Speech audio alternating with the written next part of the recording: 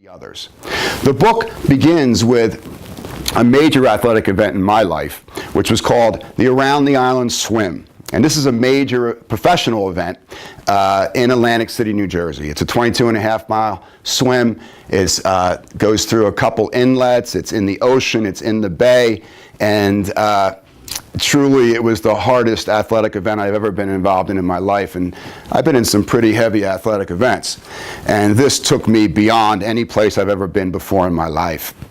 The pain was incredible. The water was cold. I was throwing up. I was down to like 50, 60 strokes a minute. And between miles 8 and 14, there was no way I was going to finish this race. I was in pain that I've never felt before in my life. Psychologically, there was just this massive resistance to what the body was going through. And I thought it was over.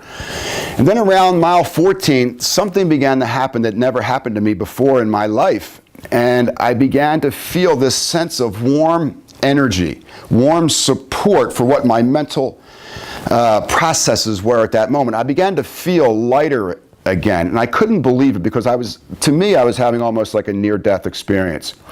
And this energy came up from my pelvis, and all I could describe it was just this golden light. And it came up through my body into my brain, and all of a sudden, this superhuman nuclear power came to my thought process, and my strokes came back up to 90 to 100 strokes a minute, and from mile 14 to 22.5, something greater than me turned on, and I was in the ride of my life. I was moving through this water, or the water was moving through me, but I tapped into a whole nother potential platform for us, not only for me to interact with myself, but how I can interact with the world. And that Around the Island Swim was a major turning point for me, because at that point I was kind of a Western jock athlete. I was the shit. You know, I was the real deal. No one was up there with me. Everything had to be just right. And I didn't have any awareness of the Eastern arts. And after the swim, I was in bed for about 3 weeks. I just couldn't even move, and something turned on in me, and relationships began to change, and old relationships began to fall away, and I began to meet some folks that were involved in the Eastern arts, and I began to notice my physical body was extremely tight. I'd never stretched before in my life. I had no awareness of breathing. I didn't know what meditation or concentration, focus was, and I began to come around. Very slowly, the universe was showing me a new circle or a new arena of awareness to hang around. And at first, I came into it very competitively. I was like, I wanted to, touch the toes or be the most flexible person, or look the best in the yoga postures or whatever type of movement we were doing, Tai Chi, etc. And so I was kind of coming at it from the wrong end of the seesaw. And then all of a sudden, I discovered this science of breath. And as an athlete, I'm an energy junkie, so I really enjoy the kinesiology, the way the body makes me feel. I'm a visual learner. And I tapped into some of these breath sciences that come to us from the yoga tradition. It's called pranayama. And I was amazed at how high I could get adding the pranayama into traditional Western exercise. And I knew immediately, the first day I went to the gym, I was pressed for time, and I was aggravated from a long day at the office, and I had a commitment. I only had about 20 minutes for myself, because my workout time is my time, and I need that time to really feel my day. So I began to think, what if I added the yogic breathing, the Eastern breathing, into the Western workout?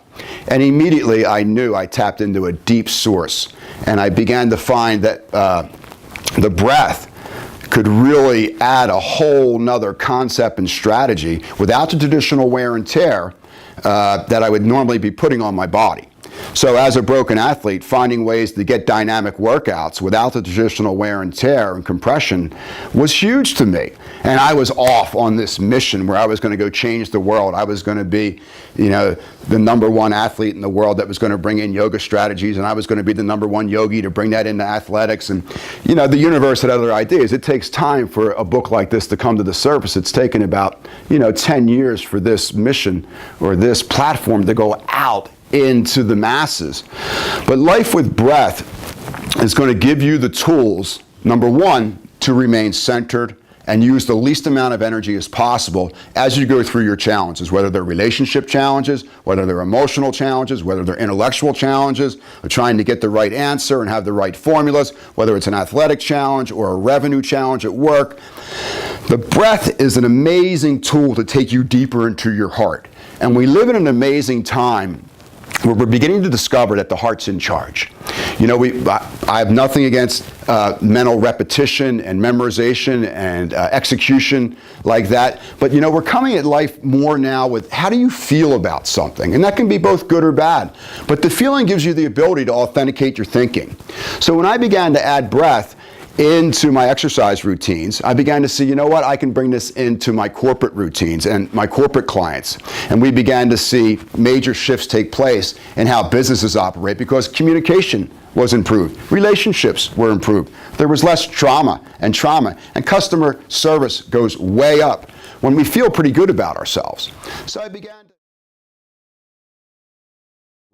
So during the 30-day program, you're going to discover diaphragmatic breathing, how to breathe through your throat so you're getting a long, slow, deep inhale and exhale, strengthening the muscles of inhale and exhale of your respiratory system so the cardiovascular system is under less stress. And when the cardiovascular system is under less stress, you're going to distribute more oxygen through your body. And the more oxygen you can deliver into your cells, the less chance that you'll have cancer. The more we circulate oxygen, the more you'll burn inflammation, you'll burn fat, and fats impair the distribution of oxygen. So circulation and inflammation reduction are huge in regard to inhale and exhale and optimizing those opportunities.